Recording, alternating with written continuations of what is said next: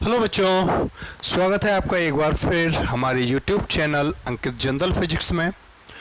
अब टॉपिक इस चैप्टर के सारे कंप्लीट हो चुके हैं लास्ट वीडियो तक। अब मैं आप लोगों के लिए कुछ इम्पोर्टेंट क्वेश्चन सॉल्व करवा रहा हूं जो हमारे उन टॉपिकों से संबंधित जितने भी कॉन्सेप्ट हैं उन कॉन्सेप्ट्स को क्लियर करने में मदद करेंगे। क्या है टॉपिक? जैसे मैंने पहला क्वेश्चन लिया कि यदि z बराबर a की पावर 4 b की power 1/3 upon c into D की पावर 2/3 है, जहां a b व c के मापन में प्रतिशत त्रुटियां क्रमशः 1/2%, 3%, 2% व 3% हैं, तब x के मापन में प्रतिशत त्रुटि ज्ञात करो। आप लोग देखोगे कि सर सबसे पहले तो इनमें क्या आ रही है? घातें आ रही हैं। क्या आ रही है? घातें। और जब घातों के रूप में हम लोग देखते हैं, यानी जब फलन ऐसा हो, अपॉन में आए चाहे कैसे भी आए, तो हम लोग क्या कर देते हैं कि भाई डेल एक्स अपॉन एक्स का मान क्या होता है? Maximum del A upon A plus N into del B upon B. यही होता है ना मेरा मैक्सिमम मान। डेल एक्स बाई एक्स का मैक्सिमम मान क्या होता है? ये होता है, चाहे वो हर में आए चाहे वो अंश में आए, हमारे सॉल्यूशन के तरीके के ऊपर कोई प्रभाव नहीं पड़ता। और मैक्सिमम के लिए हम लोग हमेशा किसका साइन लेते हैं? प्लस का साइन लेते हैं। ठीक है बच्चों, तो यहां देखें z बराबर क्या है? z बराबर है a की पावर 4 b की power 1/3 upon c into D की पावर 2/3। अब इसको वापस उसी तरीके से करें तो कोई मतलब ही नहीं है कि भाई इसको हम लोग उसी पैटर्न के ऊपर इतना लंबा ही सॉल्व करें जितना लंबा हम लोगों ने पहले किया हुआ है। कोई मतलब ही नहीं। हम लोग डायरेक्ट लिख सकते हैं कि भाई z के मापन में आपेक्षिक त्रुटि,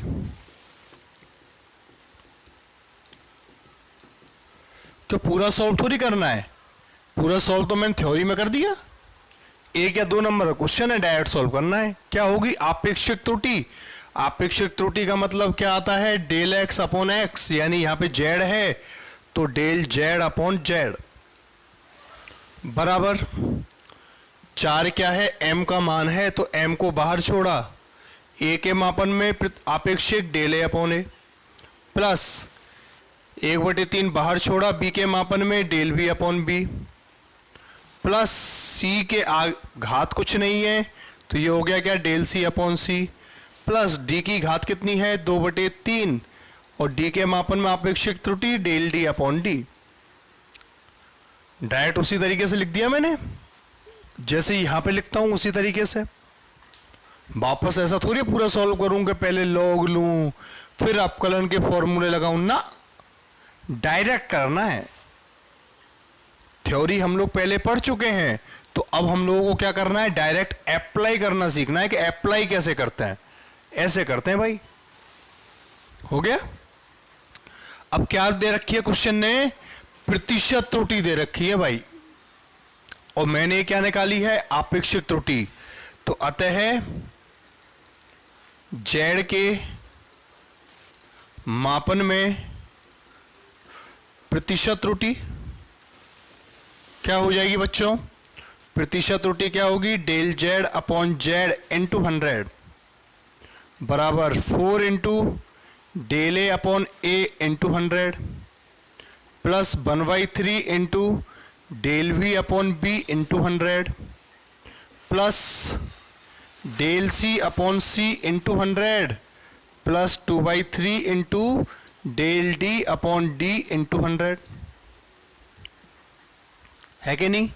ये किसका मान है? ये मान है परसेंटेज ऑफ ए का, यानी ये क्या है? परसेंटेज ऑफ z बराबर 4 इंटू ये क्या है? परसेंटेज ऑफ ए, और ए का परसेंट कितना है? 1/2 प्रतिशत प्लस 1/3 एज इट इज, और ये क्या है? परसेंटेज ऑफ बी, और परसेंटेज ऑफ बी का मान क्या है? 3%।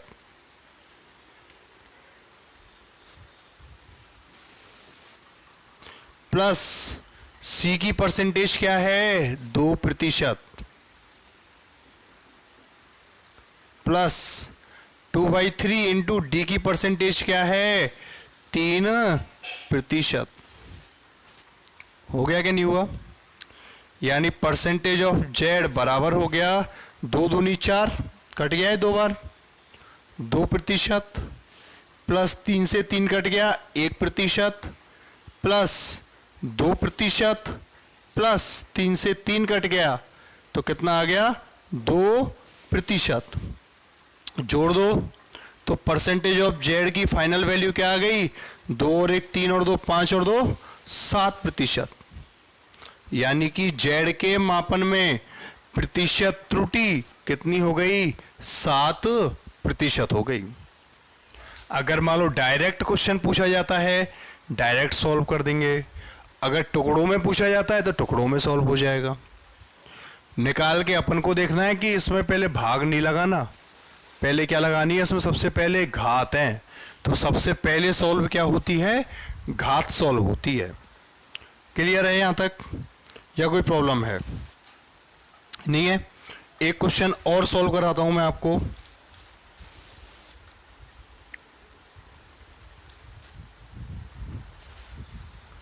मिटा दूं?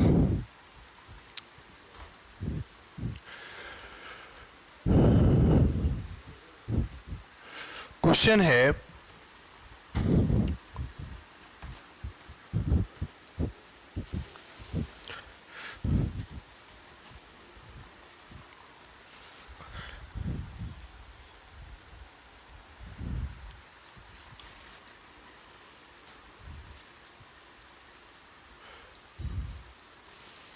एक भौतिक राशि y बराबर m की पावर a l की पावर b t की पावर -c के द्वारा व्यक्त की जाती है, जिसमें m, l व t के मापन में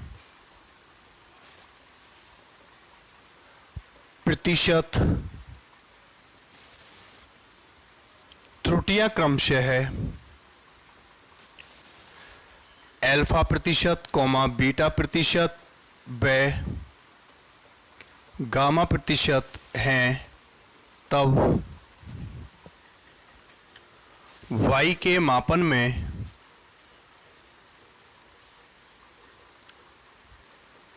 प्रतिशत त्रुटि ज्ञात करो।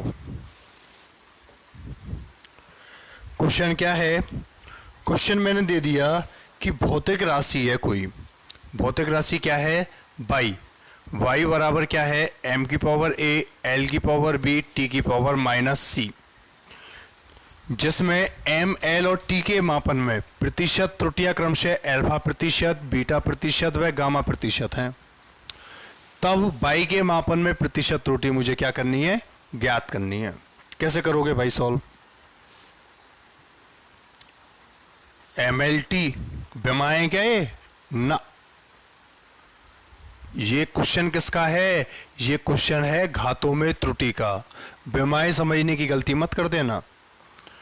यानी सॉल्यूशन जब करूं तो फंक्शन है मेरे पास y बराबर m की घात a, l की घात b, t की घात -c, यही है ना। अतः y के मापन में आपेक्षिक त्रुटि क्या होगी?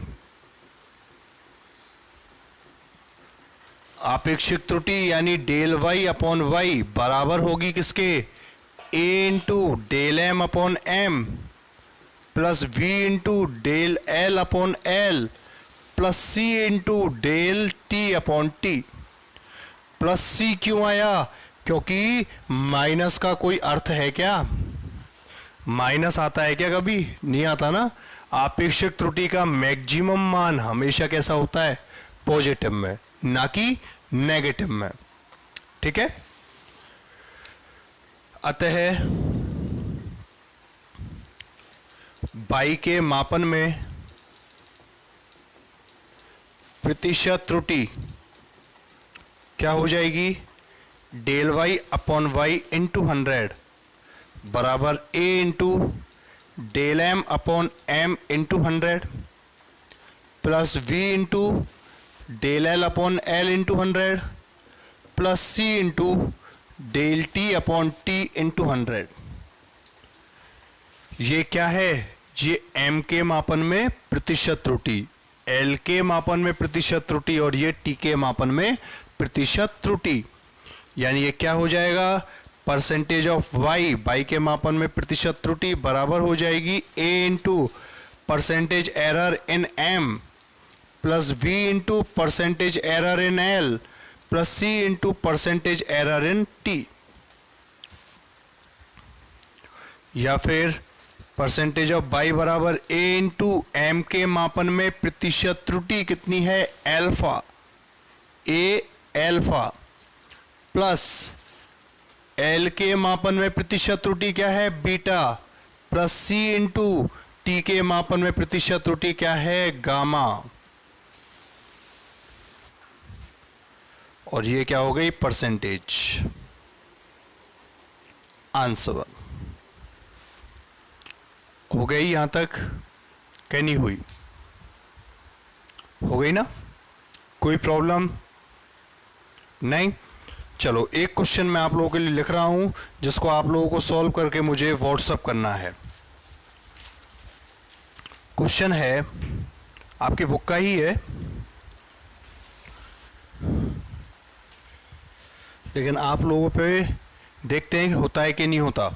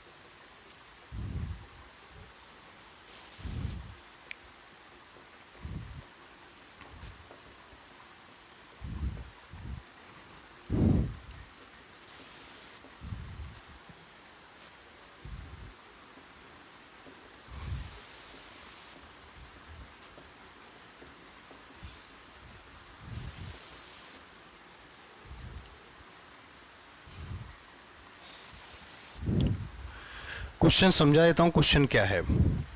क्वेश्चन है कि दो प्रतिरोध हैं R1 व R2, दोनों को दो संयोजनों में किया गया, पहला तो श्रेणी क्रम में और दूसरा समांतर क्रम में।